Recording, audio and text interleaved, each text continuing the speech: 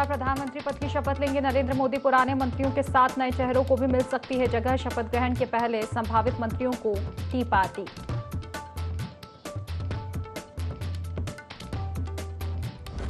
लखनऊ में आप नेता संजय सिंह का बीजेपी पर निशाना। बोले एनडीए सरकार का भविष्य 6 माह भाजपा का स्पीकर होगा तो मनमाने ढंग से पास होंगे बिल।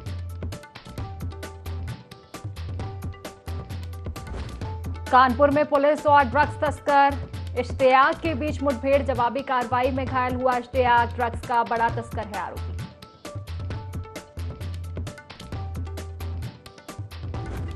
कौशाम्बी में छात्रा से दुष्कर्म करने वाला प्रिंसिपल गिरफ्तार। टेढ़ी मोड़ से चढ़ा पुलिस के हत्थे। पीड़िता ने की थी आत्महत्या की कोशिश।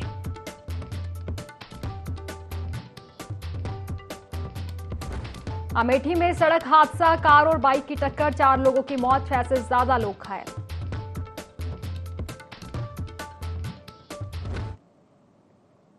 नमस्कार, यूपी लाइव देख रहे हैं आप और मैं हूं आपके साथ खुशी व्यास। तो देखिए, आज देश में नई सरकार का गठन होने जा रहा है। वाराणसी से सांसद चुने गए नरेंद्र मोदी लगातार तीसरी बार प्रधानमंत्री पद की शपथ लेंगे। उनके साथ यूपी के कई सांसद भी मंत्री बन सकते हैं। उत्तर प्रदेश के राजनाथ सिंह, जितिन प्रसाद, पंकज चौधरी को भी मंत्री पद दिया जा सकता है।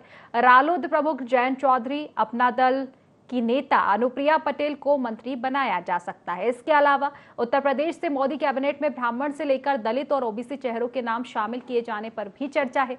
सियासी जानकारों की माने तो इस बार मोदी कैबिनेट में यूपी की जगह कुछ कम हो सकती है।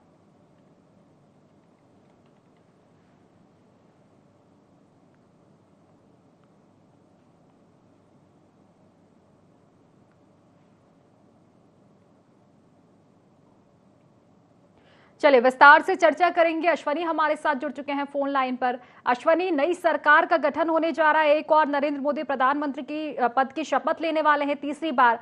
अब क्योंकि घमासान मचा हुआ है तो मंत्रिमंडल को लेकर कौन से ऐसे नाम है जो शामिल हो सकते हैं उत्तर प्रदेश से? जी देखिए, आपको बता दूं कि पीएम नरेंद्र मोदी की बात की जाए तो 3 बार मुख्यमंत्री गुजरात के रहने के बाद में अब तीसरी बार वह इतिहास रचने जा रहे हैं। पंडित जवाहरलाल नेहरू के बाद में वह दूसरे ऐसे प्रधानमंत्री होंगे जो तीसरी बार शपथ लेंगे। और अगर बात की जाए तो मंत्रिमंडल का विस्तार, जो संभावित मंत्री हैं वो सबसे ज्यादा यूपी से 9 लोगों को चुना गया है, जिसमें अगर बात करें तो राजनाथ सिंह, हरदीप सिंह पुरी और जयंत चौधरी, जतिन प्रसाद, पंकज चौधरी, बीएल वर्मा, अनुप्रिया पटेल, कमलेश पासवान व अन्य एसपी सिंह बघेल भी शामिल हैं। ऐसे में देखा जा रहा है कि जिस प्रकार से 63 सीटों में घटकर 33 सीटें उत्तर प्रदेश से हुई थी, जैसा कि कयास लगाया जा रहा था कि हो सकता है मंत्री की संख्या उत्तर प्रदेश में कम हो जाए, मगर फिर भी 9 लोगों को चुना गया है। जी अश्वनी, देखिए जिस तरह से इस बार नतीजे सामने आए हैं, क्योंकि उत्तर प्रदेश पर पूरी तरह से फोकस था और अगर देखा जाए भाजपा के पास कई बड़े मुद्दे थे, लेकिन उतनी सफलता उत्तर प्रदेश में बीजेपी को नहीं मिल पाई है, बल्कि सपा ने एक अलग ही अंदाज वहां पर दिखाया, एक अलग उछाल सपा का वहां पर देखने को मिला है। सपा की एक बात देखी जा रही थी, सभी वर्गों को सपा ने साधा है, चाहे दलित की बात कर ले, ओबीसी की बात कर ले, ब्राह्मण, यादव, मुस्लिम, तमाम जो जाति समीकरण है वो बनाती हुई नजर आई थी सपा। तो क्या अब मंत्रिमंडल में बीजेपी भी एक अच्छा जातीय समीकरण बना सकती है उसको देखते हुए? जी देखिए, आपको बिल्कुल साफ तौर से बता दें, जिस प्रकार से जाति समीकरण की बात की जाए तो अगर जिस प्रकार से इन्होंने 9 मंत्रियों को जगह दी है प्रधानमंत्री नरेंद्र मोदी के द्वारा, वो सभी लगभग शामिल हैं, जिसमें अगर बात करें तो जयंत चौधरी का नया नाम है और अनुप्रिया पटेल पहले से थी, कमलेश पासवान, एसपी सिंह बघेल, कुछ मंत्री ऐसे हैं जिनका नाम पहले से। तो जिस प्रकार से 9 मंत्री उत्तर प्रदेश से चुने गए हैं तो कहीं ना कहीं मोदी कैबिनेट में तो ये सभी जातियों को देखते हुए चुने गए हैं। उनका समीकरण जो देखा जा रहा है, जिस प्रकार से समाजवादी पार्टी ने भी पूरी तरीके से अगला पिछड़ा और सभी वर्ग को साधने की प्रयास किया था, उसी प्रकार से सब चीजों को ध्यान में रखते हुए चुना गया है। ऐसे में बात करें, पीएम नरेंद्र मोदी लगभग 2.25 घंटे के बाद ग्रहण करेंगे अपने पद की गोपनीयता की, और उसके बाद अगर बात की जाए तो पूरी तरीके से तीसरी बार वह प्रधानमंत्री बने। जी अश्वनी, देखिए जिस तरह से एक महिला वर्ग पर भी इस और ध्यान देने वाली इस बार बीजेपी को जरूरत लगेगी, क्योंकि अगर देखा जाए पिछली बार से हम देखें तो सांसद में स्मृति ईरानी की बात कर ले, मेनका गांधी की बात कर ले, ये बड़े चेहरे हैं बीजेपी के जिनको मात मिली थी। क्या महिला वर्ग पर भी फोकस उत्तर प्रदेश से हो सकता है? जी देखिए, आपको बता दें कि जिस प्रकार से भारतीय जनता पार्टी सभी वर्ग और सभी को लेकर काम कर रही है, जैसे आने वाले समय में संभावित जो मंत्री हैं उनके साथ में खुद नरेंद्र मोदी ने पहले बैठकर बैठक की है और जिस प्रकार से सभी को देखा है, उसी प्रकार से महिला में बात की है तो अभी अनुप्रिया पटेल का जैसा नाम सामने आया, तो कहीं ना कहीं सभी चीजों को देखते हुए भारतीय जनता पार्टी पूरी तरीके से और खुद प्रधानमंत्री नरेंद्र मोदी पूरी तरीके से इन सब चीजों को देखते हुए अपनी कैबिनेट को पूरी तैयार कर रहे हैं। ऐसे में देखा जाए तो उन्होंने बैठक की और बैठक के दौरान सभी संभावित मंत्रियों के साथ में आगामी जो 5 साल की रूपरेखा है उसके बारे में भी चर्चा की है। तो कहीं ना कहीं देखा जा रहा है कि जिस प्रकार से सभी वर्ग को साधा जा रहा है उसी कहीं ना कहीं महिलाएं इसमें अछूती नहीं रहेंगी। जी बिल्कुल अश्विनी, कहा जा सकता है तमाम जाति वर्गीय समीकरण बनाते हुए नजर आ रहे हैं प्रधानमंत्री नरेंद्र मोदी और अब तीसरी बार प्रधानमंत्री पद की शपथ लेंगे नरेंद्र मोदी। चलिए फिलहाल शुक्रिया आपका तमाम जानकारी साझा करने के लिए।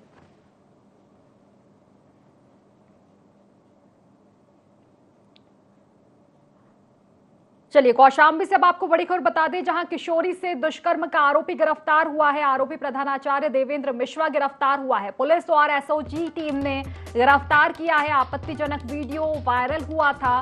पीड़िता ने इसके बाद आत्महत्या का प्रयास किया था। पुलिस ने आरोपी को टेढ़ी मोड़ से गिरफ्तार किया है। देखिए बड़ा मामला सामने आया था कौशाम्बी से, जहां एक किशोरी के साथ दुष्कर्म की वारदात को अंजाम दिया था प्रिंसिपल ने, और इस वारदात का जब वीडियो फुटेज जो है वायरल हुए थे, इसके बाद जो किशोरी थी डिप्रेशन में चली गई थी, आत्महत्या करने तक की कोशिश जो है किशोरी ने की थी। हालांकि पुलिस क्योंकि लगातार कार्रवाई में जुटी हुई थी, बड़ी सफलता पुलिस को मिली है। दुष्कर्म के आरोपी प्रिंसिपल को गिरफ्तार कर लिया गया है।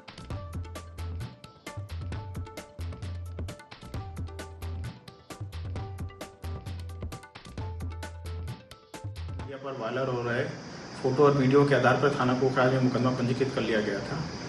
मुकदमे के वांछित अभियुक्त की गिरफ्तारी हेतु 5 टीमों का गठन कर दिया गया था।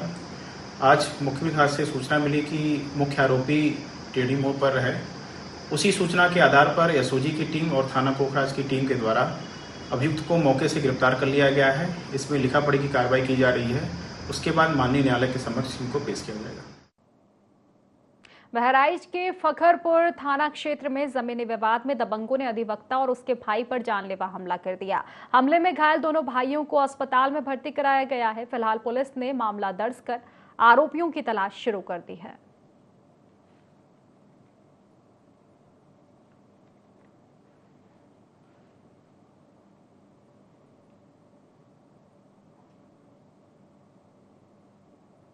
चलिए बदायूं से आपको खबर बता दें, जहां मानकों को दरकिनार कर हॉस्पिटल चल रहे हैं। जांच के लिए सीएमओ पहुंचे हैं। मीडिया को देख आपको बता दें कि फायर एनओसी के बिना अस्पताल जो है संचालित थे। सीएमओ के नोटिस के बाद जांच करने पहुंचे थे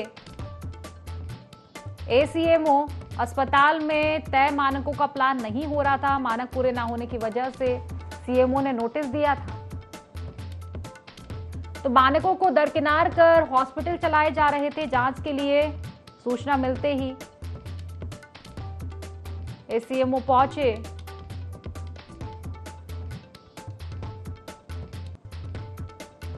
फायर एनओसी के बिना अस्पताल चलाए जा रहे थे।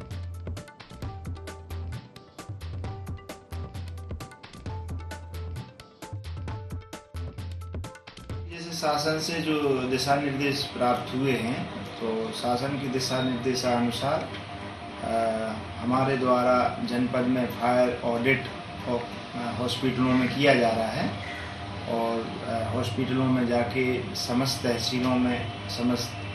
तहसीलों के जितने भी हॉस्पिटल हैं उसमें फायर का प्रशिक्षण भी कराया जा रहा है। और जो भी हॉस्पिटल में कमियां पाई जा रही हैं तो उनको दिशा निर्देश भी दिए जा रहे हैं कि आप अपने यहाँ पे पर्याप्त मात्रा में फायर की व्यवस्थाएं सुचारू रूप से रखें। जैसे कि कुछ हॉस्पिटल एक महेश्वरी है, उसमें भी कमियां पाई गई थी तो बिसौली में, तो उसको भी नोटिस दिया है और नोटिस देके उनको मानकों के अनुसार जो भी अग्नि सुरक्षा व्यवस्था है पूर्ण करने हेतु निर्देशित किया गया है। सपा प्रदेश अध्यक्ष श्यामलाल पाल मैनपुरी के दौरे पर रहे, जहां उन्होंने कहा कि समाजवादी पार्टी अब अगड़े पिछड़े नौजवानों और वंचित लोगों की आवाज उठाएगी, साथ ही पीडीए को भी मजबूत करने का काम करेगी। वहीं उन्होंने बीजेपी पर भी जमकर निशाना साधा।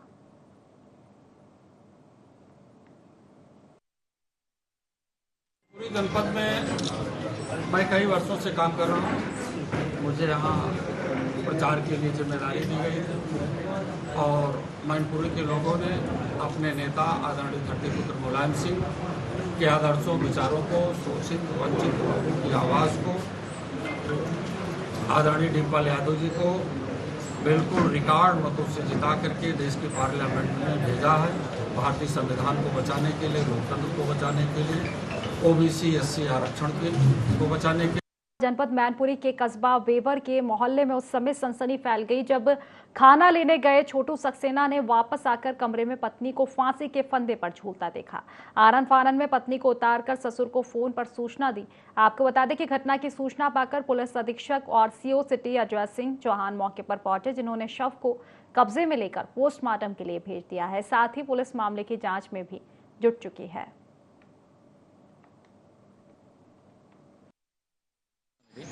शाम के समय थाना वेवर में कि काजी टोला मोहल्ले में दंपति ने फांसी पर लटक कर आत्महत्या कर ली। इस सूचना पर पुलिस पहुंची और हम लोग पहुंचे तो पत्नी का शव नीचे पड़ा हुआ था और जब हम लोग पहुंचे तो पति का भी नीचे आ चुका था, लेकिन वहां उपस्थित लोगों ने बताया कि पहले पत्नी लटकी हुई थी और पति ने उसका शव उतारा। मोहल्ले वाले भी आ गए थे और फिर जब मोहल्ले वाले हटे इधर किसी काम वाम से तो वो पति भी उसी जगह लटक कर फांसी लगा दिया। शव को मोर्चरी भेजा जा रहा है, पोस्टमार्टम करवाकर नियमानुसार विधि कार्रवाई। बहराइच के झिंगहा घाट पुल के पास पान के पैसे वसूलने को लेकर दबंगों ने 2 युवकों की जमकर पिटाई कर दी। मारपीट में घायल एक युवक की इलाज के दौरान मौत हो गई। फिलहाल पुलिस ने मामला दर्ज कर आरोपियों की तलाश शुरू कर दी है।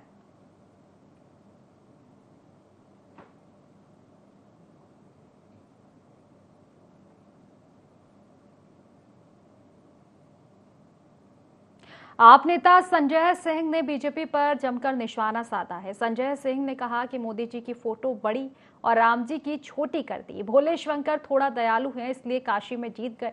यूपी में 4 सीट ऐसी है जहां लाइट गायब करके गड़बड़ी की गई है। एनडीए सरकार का भविष्य 6 माह तक का है।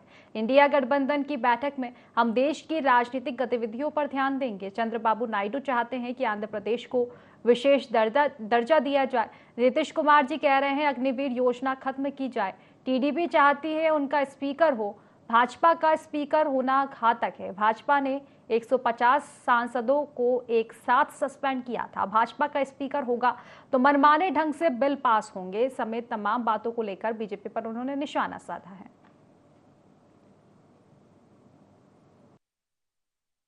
के चमचों को छोड़ के ये तस्वीर कोई पसंद करेगा कि आप इतने बड़े भगवान बन गए और प्रभु श्री राम छोटे उनका हाथ लेके जा रहे हैं। एक अगर टीडीपी के स्पीकर को बीजेपी सपोर्ट नहीं करती है तो इंडिया गठबंधन के दलों को विचार करना चाहिए कि उस समय हम क्या फैसला लेंगे। लेकिन मुझे लगता है व्यक्तिगत रूप से और हमारी पार्टी को लगता है कि स्पीकर जो है वो बीजेपी का नहीं होना चाहिए, कि गैर भाजपाई स्पीकर सदन के अंदर हो, वरना 3 खतरे हैं। सांसदों को निलंबित करके बाहर किया जाएगा, पार्टियों को तोड़ा जाएगा और संविधान की धज्जियां उड़ाई जाएगी। इन 3 खतरों से बचने के लिए इंडिया गठबंधन के दलों को गैर भाजपा स्पीकर बनाने का प्रयास करना चाहिए। बहराइच में पूर्व विधायक जटाशंकर सिंह के बेटे ने मेडिकल कॉलेज के इमरजेंसी डॉक्टर पर लापरवाही का आरोप लगाया है। जटाशंकर के बेटे लड़की की तबीयत बिगड़ने पर मेडिकल कॉलेज पहुंचे थे। नाराज होकर वे वहीं धरने पर बैठ गए।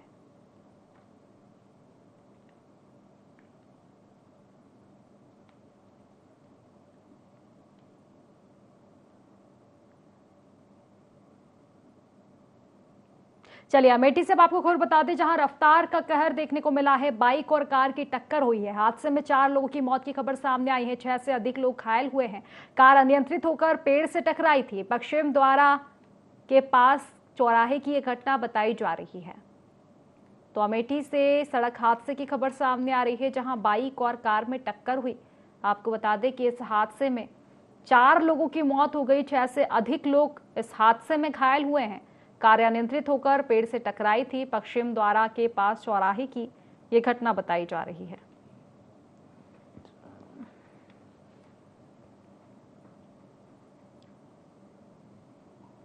तो कानपुर की रेल बाजार पुलिस और ड्रग्स तस्कर इश्तियाक उर्फ बलराम राजपूत के बीच मुठभेड़ हो गई।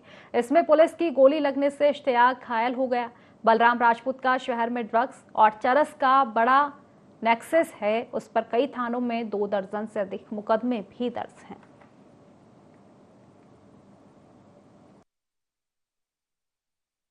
बलराम राजपूत करके जो क्रिमिनल है वो बेसिकली यहाँ का कानपुर का बड़ा नोटोरियस है। स्मैक का, गांजे का बहुत बड़ा एक तरीके से कारोबारी है और इसमें पहले भी गैंगस्टर का बाकी मुकदमे लिखे हैं।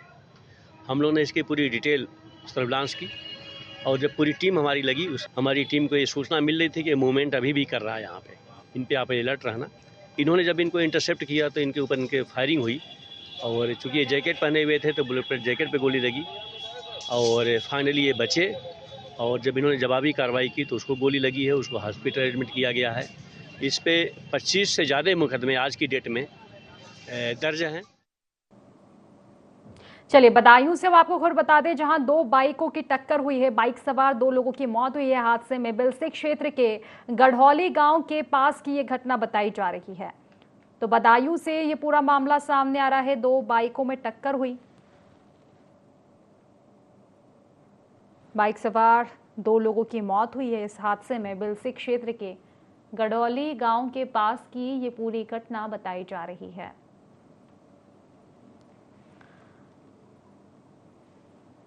तो लगातार रफ्तार का कहर देखने को मिल रहा है। आए दिन इससे सड़क हादसों की खबर सामने आती है। ऐसी ही तस्वीरें बदायूं से भी सामने आई हैं।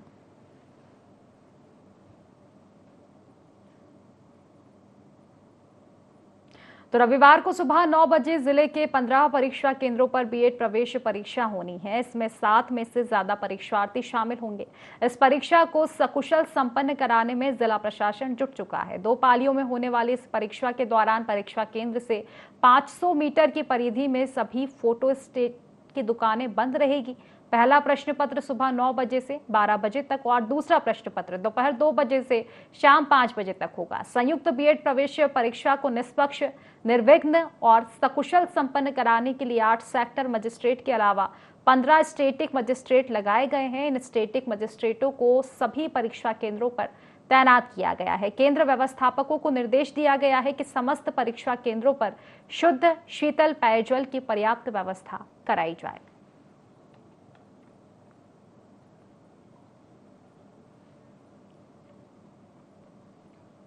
मितौली थाना क्षेत्र में भीषण सड़क हादसा हुआ है, जहां एक कार चालक ने शराब के नशे में कई लोगों को रौंद दिया। दुर्घटना में 2 लोगों की मौत हुई है, जबकि 3 गंभीर रूप से घायल हुए हैं। आपको बता दें कि कार सवार युवक ने नशे की हालत में 5 से 6 किलोमीटर के एरिया में कई लोगों को रौंदा है।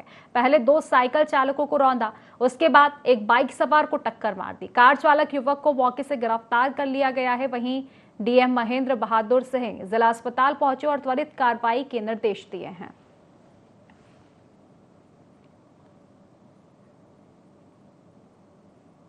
तो लखीमपुर खीरी के मुरगहा गांव में आग लगने की वजह से आपको बता दें कि 35 घर जलकर खाक हो गए। देखिए, आगजनी की घटनाएं लगातार बढ़ती जा रही है और इसी कड़ी में लखीमपुर खीरी के मुरगहा गांव से ये पूरा मामला सामने आ रहा है, जहां आग लगने से बड़ा हादसा हुआ है। 35 घर जलकर राख हो गए।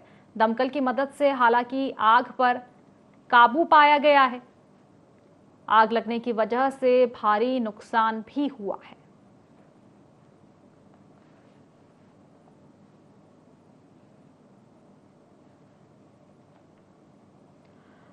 तो देखिए, 35 घर जलकर खाक हुए हैं। घरों पर रखे एलपीजी सिलेंडर फटने से आग ने और भी विकराल रूप धारण कर लिया था।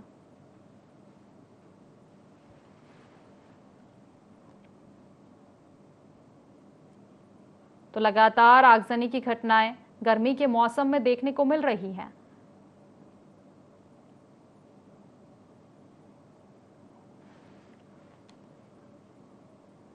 तो लखीमपुर खीरी से ये पूरा मामला सामने आ रहा है। आगजनी हुई है, 35 घर जलकर राख हो गए। आपको बता दें कि घर में रखे सिलेंडर भी इस दौरान जले हैं।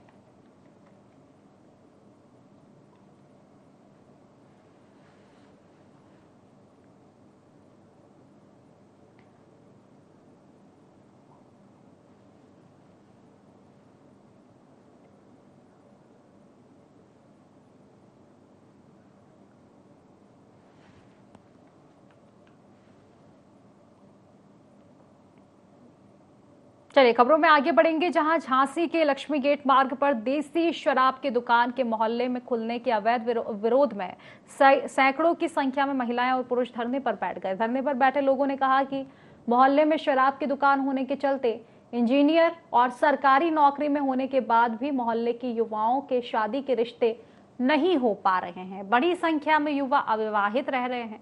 वहीं शराब पीने के चलते अभी मोहल्ले के कई युवक अपनी जान गंवा चुके हैं।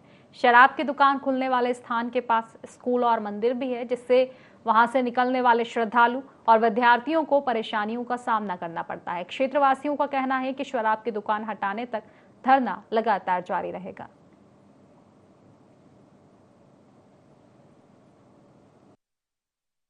कलारी अब बिल्कुल मंदिर और स्कूल के पास में आ रही है।